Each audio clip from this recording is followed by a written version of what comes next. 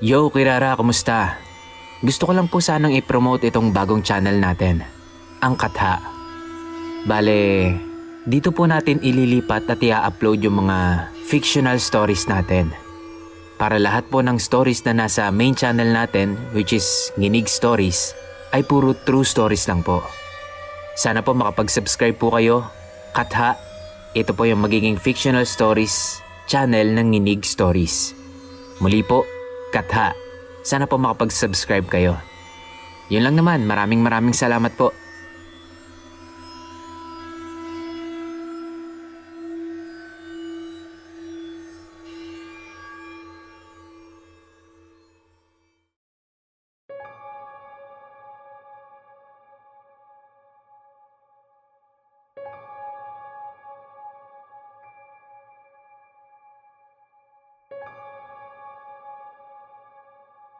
Ang sabi ng iba, kapag pumanaw daw ang isang tao, ay nililisan nito ang mundo natin, patungo sa mundo ng ating Ama. Ang sabi naman ng iba, ay wala ng buhay matapos ang kamatayan. Ngunit paano kung sabihin ko sa iyo na minsan na ang mga pumanaw ay naiiwan din sa lugar kung saan sila yumao? Maniniwala ka ba? Ito ang kwento ni Dong, isang tricycle driver. Taong 1995 sa isang lugar sa Bulacan. Noong taon na yon ay napiling mamasada ng tricycle ni Dong sa isang liblib na subdivision noon sa Bulacan. Hindi na lamang natin ito papangalanan dahil marami ng tao doon ngayon. Madalas na din itong daanan ng mga sasakyan. Kumbaga ay abala na rin ang lugar na yon. Pero dati daw ay konti pa lamang ang mga nakatira doon at tanging mga truck pa lamang ang dumadaan. Sa labas ng subdivision na yon ay may tindahan na sikat na sikat. Hindi na lang din natin ito papangalanan. Pero alam ko masarap ditong tumambay, lalo na pag galing ka sa malayo ang biyahe. Bibili ka ng Cobra o Siopaw. Solve ka na talaga. O kaya naman ay Sito o Gatorade. Basta mga ganon ang tinitinda sa tindahan na yon. Typical na itsura ng subdivision. May gate, may tindahan sa labas, may terminal ng tricycle sa kaliwang bahagi ng gate, sa loob mismo ng subdivision. At doon nga nagsimulang maghanap buhay itong si Dong. Hindi kasi ito nakapagtapos ng high school, kaya naman hirap siyang makahanap ng trabaho. Nung mga panahon na yon, ay unti-unti na ring dumadami ang mga pabrika sa Bulacan. Pero magkagayon pa man, ay walang mapasukan itong si Dong. Hirap siyang matanggap dahil na nga rin sa kakulangan ng kredensyal. Kaya naman ang nangyari ay pinili na lang muna nitong mamasada ng tricycle. Doon sa kanilang lugar ay may mga nagtitinda sa gilid ng kalsada. Isa na doon ang mga magulang ni Pem. Hindi nito tunay na pangalan. Pero Pem ang tawag sa kanya ng mga tao doon, lalo na ng mga tricycle driver. Ang palagi daw kasing sambit nito, Kuya, Pem barya? O Kuya, pahinging barya. Isang 5 taong gulang na bata itong si Pem. Meron siyang kakulangan sa pag-iisip. Ang ginagawa niya sa mga perang nakukuha niya sa mga tao ay ibinibili niya ng chicherya o di kaya naman ay laruan tulad ng holen. Mahirap lamang ang mga magulang ni Pem.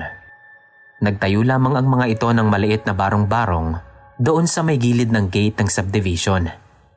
Hindi naman sila sinasaway ng mga gwardya doon. Dahil gusto na rin nila na may mga taong nakatambay din doon para na rin may nakakausap at nakakakwentuhan sila sa mahabang duty nila. Wala daw kasing katao-tao noon sa lugar na yon lalo na kapag gabi na. Madalas ay yung gwardya lang. At yung mga magulang ni Pem na nagbebenta ng balot o chicharon. Kahit na madaling araw na, dahil nga sinasamantala nila na maraming truck na naglalabas-masok doon sa gate ng subdivision na yon. Madalas daw bumili doon si Dong sa mga magulang ni Pem. Natutuwa din daw kasi siya kay Pem dahil likas ang pagiging magiliw nito sa mga tao. Nilalapitan nito ang kahit na sinong makita. Pagkatapos ay ngingitian ng pagkatamis-tamis. At dahil nga cute ang bata, ay mabilis na napapabunot ang mga tao ng barya nila upang ibigay dito. Minsan nga daw ay nasa tindahan na rin ito at doon na natutulog. Minsan naman, humihingi ito ng tubig o juice na agad din namang ibinibigay ng mga crew ng tindahan. Lalo na kung papalitan na rin naman yung timpla ng juice o kaya naman ay itatapon na ito para linisin yung lalagyan. Doon lamang umikot ang buhay noon ni Dong. Isang simpleng buhay sa probinsya. Walang stress, biyahe lang ng biyahe para sa pagkain ng pamilya. Kung overtime sa biyahe, ay bibili lang siya ng balot o kaya naman ay magkakape sa convenience store. Pero ang lahat ng yun daw ay nagbago. Dahil isang gabi raw, ang pinakamamahal nilang si Pem ay binawian ng buhay. Isang gabi raw yun, naglalaro ang bata sa harap ng kanyang magulang.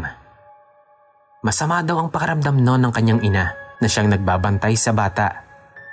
Gabi na noon at wala naman daw gaanong dumadaan na sasakyan. Dahil doon ay tinablan ng antok ang nanay ni Pem.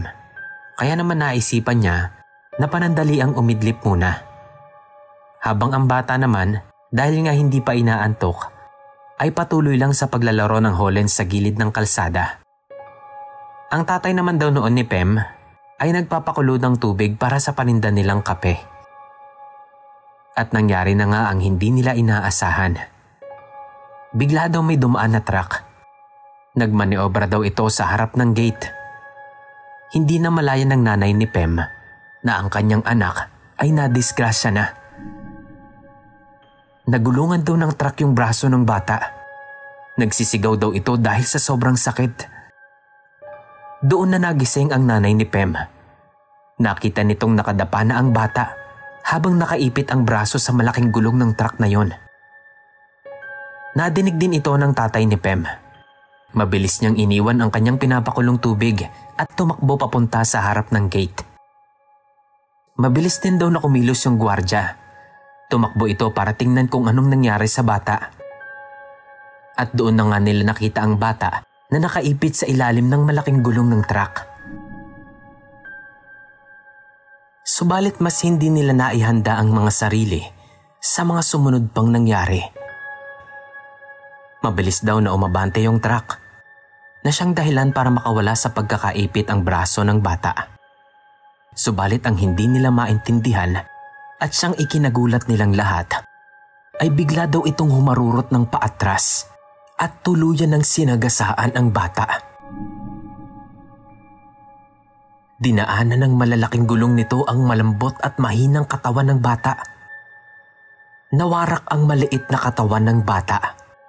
Napisak ang ulo. Lumabas ang bitok at iba pang mga lamang loob nito. At kumalat ang dugo at mga laman ng bata sa kalsada.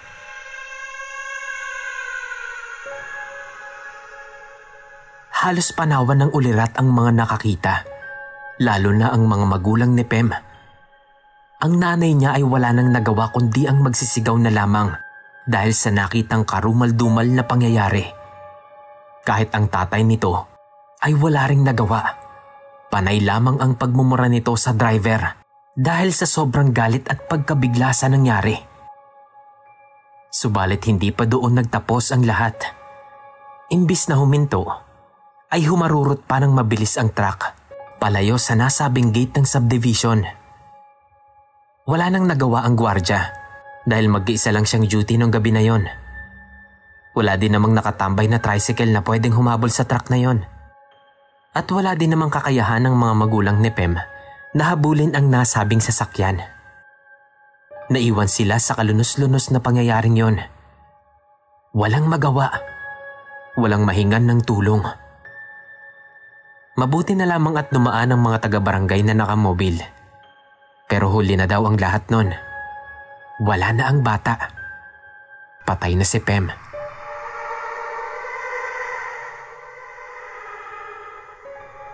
At iyon na nga daw ang naging simula ng panggagambala nito sa nasabing subdivision. Kinabukasan nun ay doon lamang nalaman ni Dong ang mga nangyari. Nakita na lamang niya ang mga kandilang nakasinde kung saan nandoon ang sariwa pang dugo ng bata. Nasa gilid ito ng kalsada. Nakipagtulungan pa noon ang mga tricycle driver para lamang malaman kung sino ang gumawa noon sa kawawang bata. Pero nabigo silang lahat. Walang makapagturo kung saan tumakbo o kung anong plaka noong truck na kumitil sa buhay ng bata. Nangyari kasi ang nasabing aksidente na yon sa panahon na hindi pa uso ang mga CCTV at mga live sa Facebook. Kaya walang magawa ang mga tao noon, kundi ang umasa lamang sa mga witness na pwedeng magturo kung saan naroon ang taong gumawa nito kay Pem. Magmula noon ay tumigil na din sa pagbebenta ng balot at chicharon ang mga magulang ni Pem. Umalis na din sila doon at lumipat na daw ng ibang lugar. Lumipas pa ang ilang buwan. Parang nalimot na din ang lahat ng nangyaring aksidente. Pero si Dong, bagamat hindi niya nasaksihan ang nangyari, ay naaalala niya pa rin ang lahat. Hindi nawala sa isip niya ang batang si Pem. Ang batang palagi niyang pinapameryenda, binibigyan ng barya at palaging kakulitan. Minsan ay sinabi niya, sana ay hindi na lang nangyari ang gabing yon. Siguro ay buhay pa ang bata. At kahit papaano ay nagbibigay ng buhay at sigla sa mga magulang nito. Pero tila ba may tenga ang lupa? Minsan talaga dapat mag-ingat tayo sa mga hinihiling natin. Isang gabi noon, naisipang magdoble kayod ni Dong. Birthday na kasi ng asawa niya sa susunod na linggo. Kaya para may handa sa araw na yon, ay namamasada na rin siya tuwing gabi. Nag-aabang siya ng mga pasaherong ginagabi sa daan. Doble kita kasi, doble din ang singil niya. Dahil pagkatapos niyang ihatid ang mga pasahero na yon, ay wala naman na siyang mapipick up na pasahero pabalik sa labas ng kanilang subdivision. Dahil sa pagod, nakatulog siya nang hindi namamalayan. Wala pa kasi siyang pasahero nun. Maya-maya, tila ba may kung anong kinukuskus o hinahawakan ang bandang ibaba ng shorts niya. Nung una ay hindi niya ito pinapansin. Inisip niya na baka nananaginip lang siya o baka naman may aso at inaamoy-amoy lang siya nito. Nakahiga kasi siya noon sa may waiting shed na siya nilang tambayan ng mga kapwa tricycle driver. Pero nagulat na lang siya noon nung naramdaman niya na parabang may maliit na kamay na pumasok sa bulsa niya. Gulat na gulat si Dong na tumayo mula sa kanyang pagkakahiga. Damang-dama niya yung kamay na talagang pumasok sa bulsa niya. Inisip niya nga noon na nananaginip lang siguro siya. Kamot ulo siyang naglakad papalayo ng waiting shed. Baka daw kasi naeengkanto na siya dahil nga siya lang mag-isa ang naroon sa nasabing lugar. Pero nung kinapa niya yung bulsa, ay wala na doon yung perang ibinayad sa kanya ng naunang pasahero niya. Alam niya kasi na may 50 pesos siyang pera sa bulsa. Kaya naman nilingon niya yung waiting shed. At doon niya nakita na nasa lapag na yung 50 pesos niya. Takang-taka naman si Dong nun. Halos mapamura pa siya sa gulat. Kasi papaanong mahuhulog yung 50 pesos niya mula sa bulsa niya? Bukod sa masikip, ay malalim din yung bulsa niya. Sa mga batang 90s, malamang ay maaalala nyo yung mga shorts na mahaba at maraming bulsa o yung tinatawag na 6 pockets. Usong-uso yun noon. Kaya paano nga namang malalaglag doon yung pera niya? Napakalalim ng bulsa nun. Hindi na lang ito gaanong pinagtuunan ng pansin ni Dong. Kinuha na lang niya ang pera at saka siya umalis at bumili ng maiinom.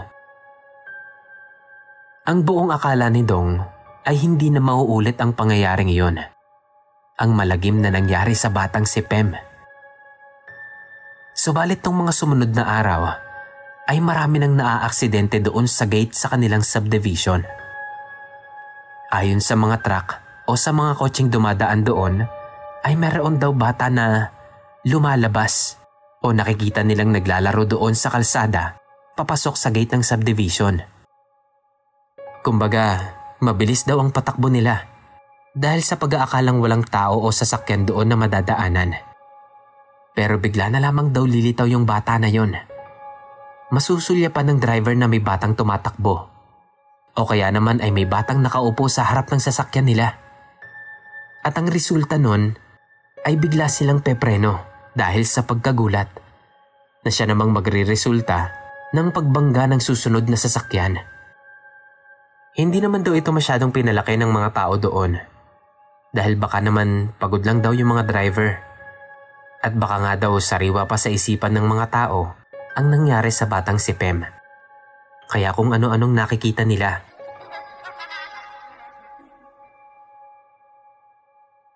Pero makalipas ang ilang buwan matapos ng kamatayan ng bata, ay tuloy-tuloy pa rin daw ang pagpaparamdam nito. Tuloy pa rin daw ang pagpapakita ng isang bata na bigla-bigla na lang tatawid sa harapan ng subdivision na siyang nagiging dahilan ng aksidente sa nasabing lugar. Meron pa nga daw pangyayari sa loob ng convenience store na malapit sa gate na minsan daw ay may batang natutulog doon sa loob ng store. Nakahiga daw sa upuan sa loob. Yung mga crew naman ng nasabing store, una ay sisitahin ng bata. Sasabihan itong huwag matulog doon sa loob at baka makita ng kanilang bisor. Subalit paglalapitan na daw nila yung bata, ay bigla na lang daw itong maglalaho. Minsan naman daw ay may batang umiiyak sa loob ng kanilang store. Humihingi ng barya. Kapag hinahanap naman daw ito ng mga crew, ay wala naman daw silang makikita.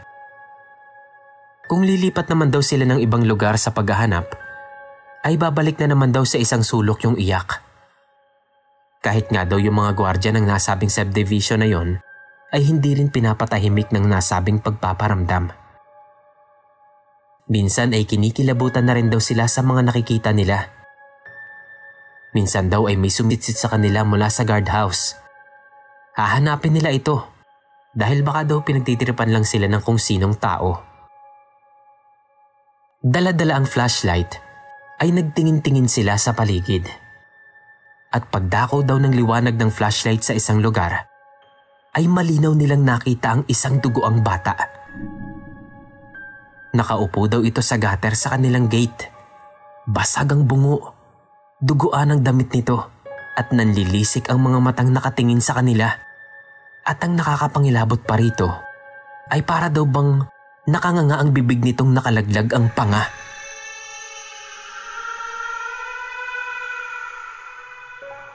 Nung lalapitan na daw sana nila yon, ay bigla na lang ding nawala nung mahagip ng liwanag ng ilaw ng sasakyan na paparating. Matagal-tagal din daw na nanggambala ang kaluluwa ni Pem sa mga tao doon sa gate sa kanilang lugar. Madalas daw ay sa mga naglalakad pa uwi. Sumasabay daw ito at humihingi ng barya. Minsan pa daw ay isang babae ang sinabayan nito. Sa kagustuhang makatipid nito ay hindi na ito sumakay ng tricycle. Naglakad na lamang siya papasok sa kanilang subdivision.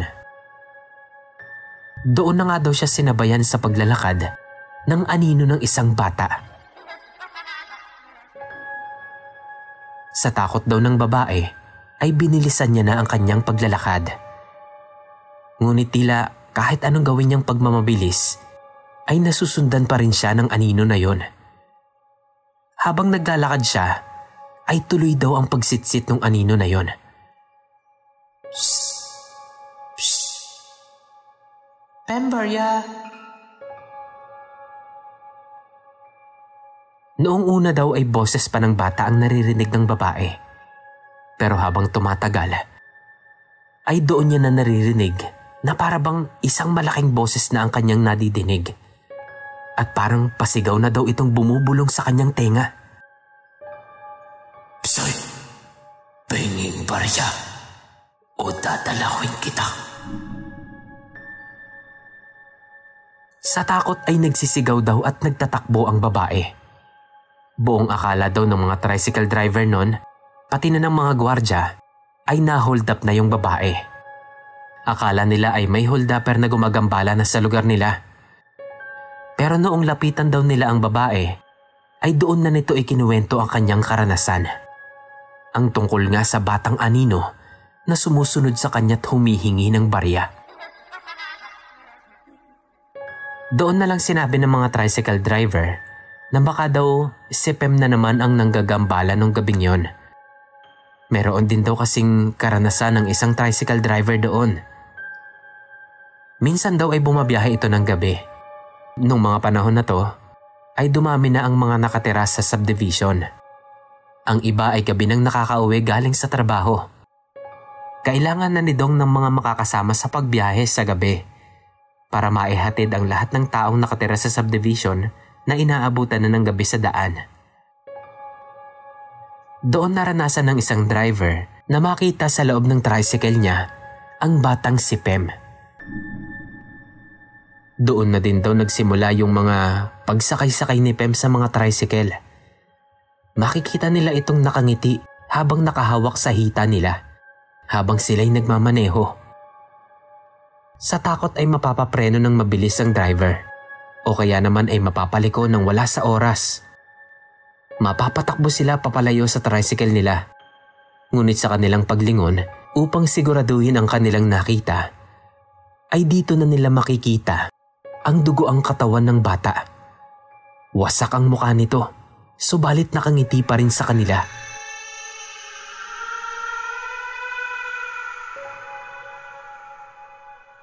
Pero katulad nga daw ng kasabihan, ay mas matakot ka na sa buhay kaysa sa patay. Sa pagdaan ng panahon, ay natabunan na ang kwento ni Pem. Unti-unti na rin kasing dumami ang mga trabahador o ang mga taong nakatira sa lugar na yon. Doon na rin nagsimulang dumami ang mga magnanakaw o ang mga holdapper sa lugar. Dahil doon ay mas dumami na ang bantay, ang mga tanod at ang mga tricycle driver na nagpapanatili ng katahimikan sa kanilang lugar. Dumating ang panahon na tuluyan na ngang nawala sa sistema nila ang pagpaparamdam ng batang si Pem. Kahit ngayon daw ay malinaw pa sa alaala ni Dong ang nangyari sa bata. Tila ba binura na daw ng panahon ang aksidente na minsang gumambala sa katahimikan ng lugar. Nabalot na ng ingay ang buong subdivision dahil na rin sa dami ng nagsulputang pabrika doon sa lugar.